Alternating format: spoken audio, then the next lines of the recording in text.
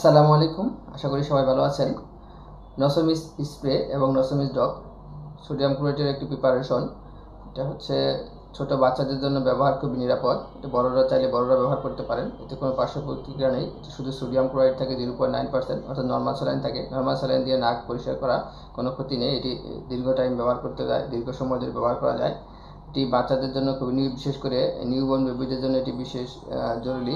নাক পরিষ্কারের ক্ষেত্রে নাক বন্ধ, ঠান্ডা, সর্দি, কাশিজনিত কারণে নাক বন্ধ হয়ে যাওয়া, শ্বাসকষ্ট হয়ে যাওয়া, এসব কাজে এটি ব্যবহার হয়। তাছাড়া এটা ব্যবহার করা যায় নেবুলাইজেশন করার জন্য। উইন্ডোল প্লাস বা বুডিকটের সাথে এটি মিক্স করে ব্যবহার করা যায়।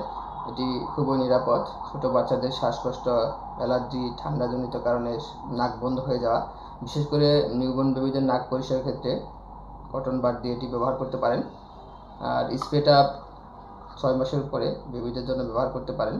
এটি কোনো পার্শ্ব প্রতিক্রিয়া নেই, সহজে এটি ব্যবহার করা যায়, লং টাইম ব্যবহার করা যায় এটি। আর এটি ব্যবহারের সময় বাচ্চাদেরকে অবশ্যই উঁচু জায়গায় রাখবেন, মাথাটা উঁচুর দিকে রাখবেন। স্প্রে 2 চাপ করে অথবা ড্রপ 5 থেকে 6 ড্রপ ব্যবহার করতে পারেন। নাক পরিষ্কারের ক্ষেত্রে এটি খুবই জরুরি। এটি ব্যবহারে কোনো পার্শ্ব প্রতিক্রিয়া নেই, লং টাইম ধরে এটি ব্যবহার করতে পারেন। সবাই ভালো থাকবেন, সুস্থ থাকবেন। আসসালামু আলাইকুম।